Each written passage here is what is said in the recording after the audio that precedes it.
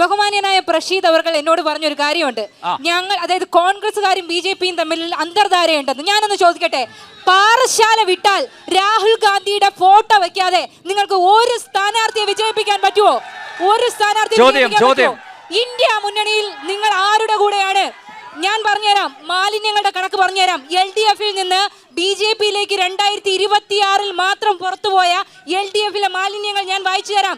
S. Rajendran, മുൻ CPIM MLA, CM Mukundan, CPIM MLA. ഞാൻ പറഞ്ഞു തരാം, ഇതുപോലെയുള്ള എത്ര കണക്കുകൾ നിരത്താൻ പറ്റും. നിങ്ങൾ ഇന്ത്യ മുന്നണിയിൽ ആരോടൊപ്പമാണ് നിൽക്കുന്നത്? പാറശാല വിട്ടാൽ രാഹുൽ ഗാന്ധിയുടെ ഫോട്ടോ വെച്ച് പ്രചരണം ചെയ്യുന്ന നിങ്ങൾക്ക് എന്ത് ധാർമ്മികതയാണ് കോൺഗ്രസും BJP-യും തമ്മിലുണ്ടെന്ന് പറയാൻ സാധിക്കുന്നത്? കൂവി തോപ്പിക്കാനൊന്നും പറ്റില്ല. കാരണം ഞങ്ങളാരും 51 വെട്ടുകയോ മാഷാ അള്ള സ്റ്റിക്കർ ഒട്ടിച്ച കാർ വെട്ടി ഞങ്ങളാരും നിങ്ങളെ പ്രതിരോധിക്കാൻ വരില്ല.